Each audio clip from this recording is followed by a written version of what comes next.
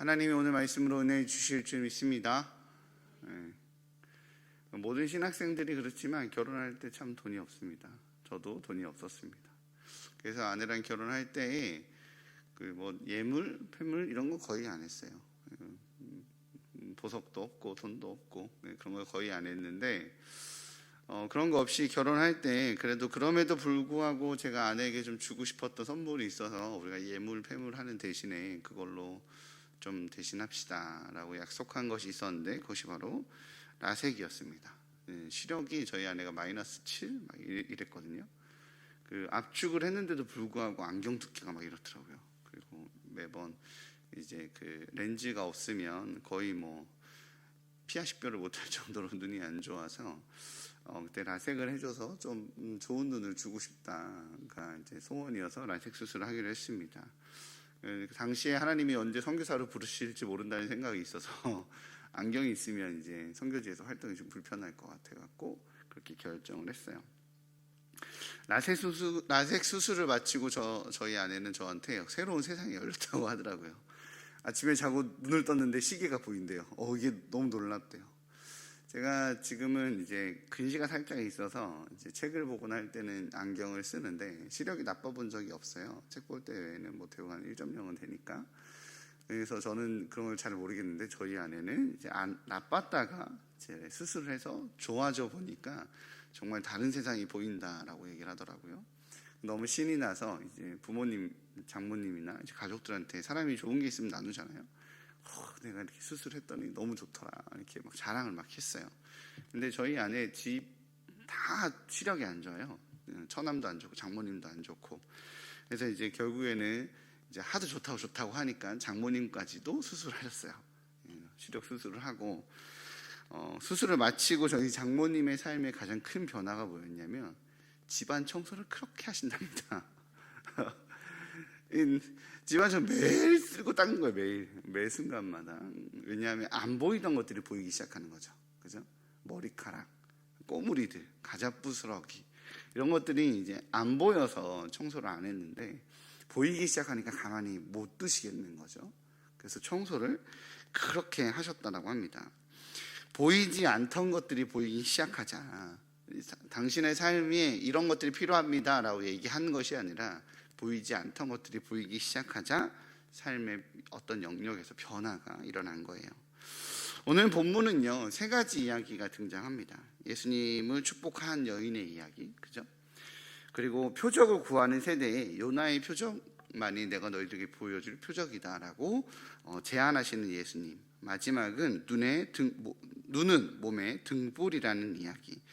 총 이렇게 3개의 단락의 이야기로 구성되어 있습니다. 서로 연관성이 참 없어 보이는 3개의 이야기예요. 그죠? 이 3개의 에피소드를 다루는 오늘의 설교 제목은 말씀의 효능입니다. 이 상관없어 보이는 3가지 에피소드가 하나님 말씀에 어떤 효능과 어떤 관계가 있을까요? 결론부터 말씀을 드리자면 그건 진리를 진리되게 하는, 하나님 말씀은 진리를 진리되게 하는 효능이 있다라는 것이 오늘 말씀의 핵심입니다.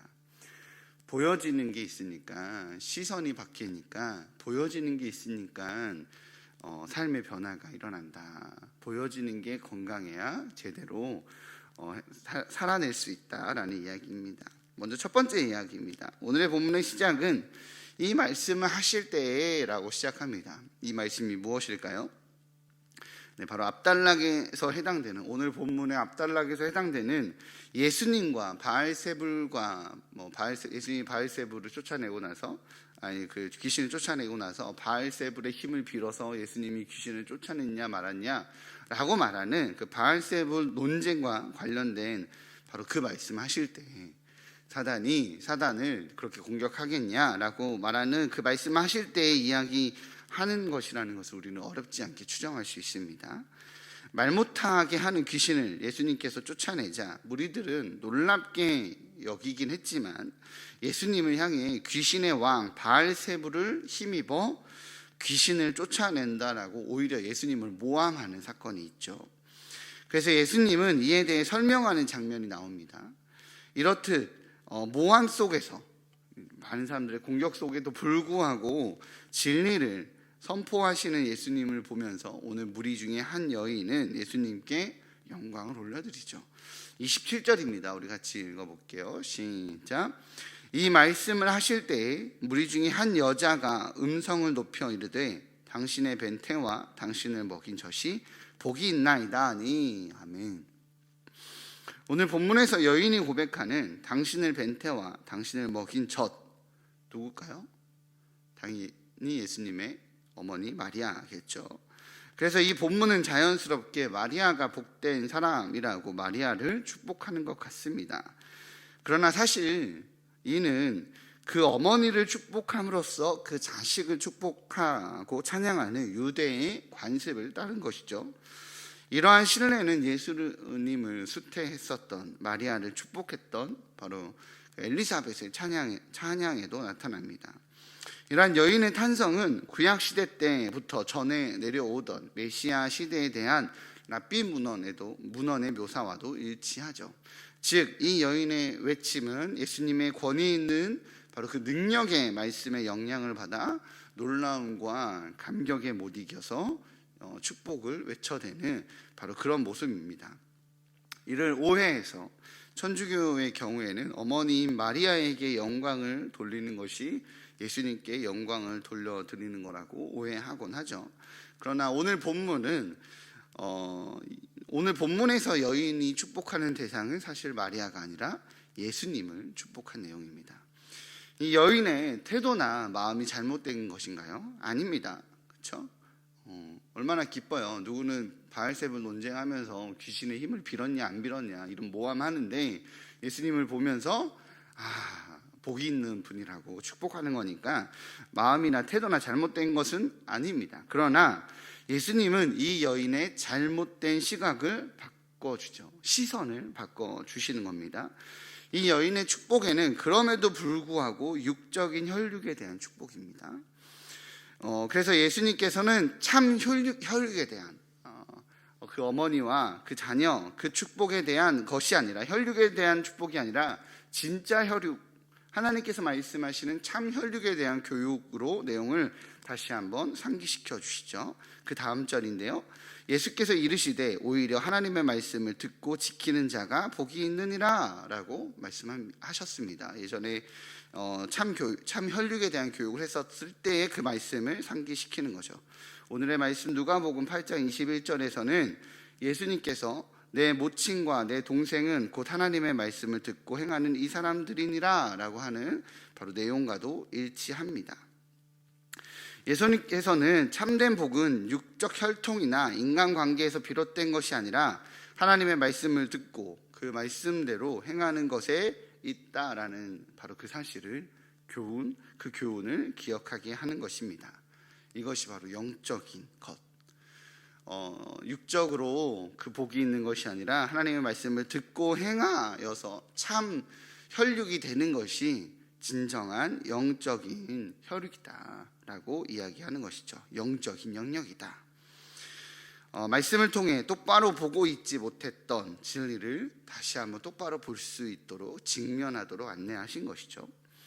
두 번째는 표적만을 구하는 세상 속에서 요나의 표적밖에 보일 표적이 내가 없다라고 말씀하시는 예수님에 대한 이야기입니다. 오늘 무리가 모였을 때 예수님께서는 이 세대에 대해서 뭐라고 표현하시죠? 악한 세대라고 표현하시죠.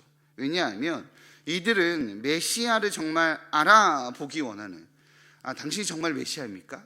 내가 당신이 정말 메시아임을 받아들이고 메시아임을 알고 싶어서 표적을 보여주시며 내가 믿고 따르겠습니다 라고 말하는 예수님을 정말 알아보기 위해서 그런 표적을 구하는 것이 아니기 때문에 그렇습니다. 누가복음에서는 이러한 질문을 하는 이들이 정확하게 표기되어 있지 않죠. 오늘 본문에서는. 그러나 평행 본문인 마태복음에서는 이들은 서기관과 바리새인들이라고 표현이 되어 있습니다. 그들은 표적을 구합니다. 오늘 본문에서 말하는 표적, 그 표적이란 단어는 어떤 것을 구별해 주는 기적적인 증거입니다. 유대 종교 지도자들이었었던 서기관과 바리새인들은 예수님께서 귀신의 힘을 빌어서 기적을 베푸는 것인지 아니면 하나님의 능력으로 기적을 베푸는 것인지 판별할 수 있는 표적을 구하고 있습니다. 무슨 뜻이죠? 시험 문제가 있었고 문제를 풀었더니 이 문제를 사전에 알고 있었는지 안 알고 있었는지 증명해봐라 라고 말하는 거랑 같은 거예요. 그죠? 표적을 보여줬더니 그 표적이 어디서부터 나왔는지 다시 표적을 보여주십시오. 이 좀 이상한 논리잖아요. 그죠? 그런 이상한 이야기를 하고 있는 겁니다. 이에 대한 예수님의 대답은요, 내가 요나의 표적 밖에는 보일 표적이 없다라고 대답을 해 주십니다. 저는 이런 말도 안 되는 이런 요구를 하는 종교 지도자들에게 저는 예수님께서 시원하고 화끈한 답을 주셨어도 성경상에서 굉장히 멋있지 않았을까라는 생각이 듭니다. 표적을 보여주십시오. 나에게 그 표적을 보여주십시오. 그래, 알았어, 내가 표적을 보여줄게. 1번 서기관 앞으로 치질 나았을지어다. 10년간의 치질이 해결됐습니다. 이렇게. 왜냐하면 바로 바알세불에서 귀신도 내셨잖아요. 기적을 베푸시고자 한다면 우리 예수님은 얼마든지 사이다 답변을 해주실 수 있습니다. 이래도 못 믿겠니? 다시 원상복구 시켜줄까? 이렇게 협박할 수도 있지 않았을까 싶습니다. 그런데 예수님은 그저 요나의 표적 밖에는 보일 표적이 없다라고 말씀하십니다. 요나의 표적이 무엇이죠? 이스라엘을 패망시킨 원수의 나라, 세상을 공포에 떨게 했었던 피해 성 아수르의 수도 니느웨를 회복시킨 사건 아닙니까? 우리는 요나가 니느웨 성에서 회복의 선언을 굉장히 무성의하게 했었던 사건을 기억합니다. 그죠? 걸어서 3일 거리였어요. 이 니느웨가 걸어서 3일 거리인 큰 성인 니느웨에서 요나는 하나님의 말씀을 단 하루 만에 선포하고 끝내버립니다. 굉장히 무성의하게 하나님 말씀 전한 거죠. 하나님의 말씀에 순종은 하겠지만 원수의 나라인 니느웨가 회복되는 것은 못 보겠다라는 요나의 의도가 다분했었던 행동이었죠. 그러나 그럼에도 불구하고 피해성 니느웨는 회개하고 돌아옵니다. 그의 말씀이 힘이 있어서가 아니었던 것 같아요. 왜 그럴 수 있었을까요? 예전에 이와 관련된 뮤지컬을 본 적이 있습니다. 뮤지컬에서는 다시스로 도망가던 요나가 물에 몸을 던져서 뱃사람을 구했다라는 이야기. 어떤 사람이 있었는데 풍랑을 만났는데 다시스로 가는 배에 그 사람이 자기 이야기를 하면서 물에 자신의 몸을 던졌더니 풍랑이 잔잔해졌고 그 사람이 원래는 니느웨로 가서 하나님의 부름을 받으려고 했었던 거다라는 이런 이야기가 막 소문이 나서 요나가 물고기 뱃속에 있다가 니느웨로 가기 전에 그 소문이 니느웨 성에 미리 닿았던 것으로 그 뮤지컬은 내용이 구성되어 있습니다. 성경적 근거나 고고학적 근거가 따로 있지는 않아서 바로 해석이 깃든 그냥 픽션으로 이해해야겠지만 분명한 것은 예수님께서는 죽음에서 3일 만에 살아남아 원수들을 구원한 바로 그 표적이 이 요나의 표적임을 우리는 잘 알고 있습니다. 요나의 무성의했었던 그 메시지가 힘을 준 것이 아니라 하나님께서 그를 3일 동안 뱃속에 두었었던 바로 그 살아있는 메시지가 니느웨의 변화의 초석이었다라고 이 뮤지컬에서 하고 싶었던 얘기인 것처럼 예수님께서는 죽음에서 3일 만에 부활하시는 이 기적을 통해서 당신이 진정한 표적을 보이길 원하셨던 겁니다. 왜 예수님 입장에서는 보일 표적이 요나의 표적밖에 없었을까요? 사실 생각해보면 이는 굉장히 당연한 것입니다. 우리 입장에서 기적과 같은 표적은 뭐가 있죠? 물 위를 걷고 병자를 고치고 귀신을 내쫓고 우리 입장에서는 그것이 기적입니다. 그러나 하나님 입장에서는 그것은 기적이 아니죠. 예수님 입장에서는 그것은 기적은 아닙니다. 예수님 입장에서 물 위를 걷는 것이 귀신을 내쫓는 것이 병자를 고치는 것이 예수님 입장에서는 기적이 아닙니다. 그냥 자신의 능력의 발현이죠. 얼마든지 하실 수 있는 분이시니까 말 한마디로 천지를 창조하신 분이시니까 예수님 입장에서의 진짜 기적은 그런 마술 같은 자신의 능력의 발현이 아니라 창조주가 피조물 때문에 자신의 목숨을 내어놓으셨던 결정을 한 것, 그것이 진짜 기적이죠. 그것이 진짜 표적입니다. 아무 흠 없는 예수께서 원수와도 같은 악인을 위해 죽음을 감내한 것입니다. 바로 십자가 사건입니다. 십자가에서 고통과 죽음을 감당하시고 3일 만에 부활하신 예수 그리스도의 결정이 진정한 기적이자 표적이죠. 오늘 예수님께서는 그 이야기를 하고 계신 겁니다. 많은 이들이 마지막 때까지에도 불구하고 지혜를 구하고 기적을 구하지만 심판 때의 진정으로 바라봐야 될 표적은 예수 그리스도임을 말씀하고 있는 것입니다. 예수님께서는 바리새인과 서기관들의 표적에 대한 잘못된 시선을 말씀으로 고쳐 너희들이 봐야 될 진짜 진리는 이거다 라고 진리로서 보게 만드시는 거죠. 마지막으로 세 번째입니다. 34절입니다. 같이 읽도록 하겠습니다. 시작. 내 몸의 등불은 눈이라. 눈이 성하면 온 몸이 밝을 것이요 만일 나쁘면 내 몸도 어두우리라. 아멘. 오늘 예수님께서는 자신은 유대인들에게 등불처럼 밝게 비추는 내가 표적이야, 자신이 표적임을 나타내고 있습니다. 마태는요, 이 등불의 비유를 산상수훈 가운데 소개하고요. 마태복음에서는 집 안에 있는 모든 사람에게 비춘다라고 말하지만 누가는 집으로 들어가는 자들에게 비춘다라고 내용을 조금 바꿉니다. 이는 마태의 경우에는 이미 구성된 교회 공동체를 염두에 두고 저술한 반면에 누가는 아직 예수님을 알지 못하거나 믿음이 있다 할지라도 경고하지 못한 이방인들을 위한 목적을 내재하고 있습니다. 그러나 유대인이나 이방인이나 모두에게 필요한 것은 바로 건강한 눈입니다. 건강한 시선이죠. 몸의 등불은 눈이라고 표현하는 이유는 눈이 빛을 포착하는 기관이기 때문에 그렇습니다. 눈에 이상이 있다면 밝은 빛을 비춰도 그 빛을 이용할 수 없습니다. 바로 이와 같이 눈이 먼 상태에 있는 이들, 오늘 본문에 의하면 바리새인과 율법사들과 같은 이들은 하나님의 신적인 능력, 바로 빛을 바로 앞에서 목도하였음에도 불구하고 귀신이 들려서 되어진 일로, 바알세불의 힘으로 그렇게 치부하며 끊임없이 예수님을 시험하고 모함합니다. 그들의 눈이 성하지 못하니 그들의 몸도 어둡게 된 것이라고 우리 예수님은 경고하고 있습니다. 그러나 그럼에도 불구하고 이를 붙잡아주는 통로가 있습니다. 잘못된 시선을 고쳐서 빛으로 받아들이게 하는 통로가 있습니다. 바로 말씀입니다. 오늘 설교의 제목대로 말씀의 효능은 오늘 예수님을 혈육으로 축복했었던 여인의 시선을 바로잡아 영적인 가족의 의미를 알려주었습니다.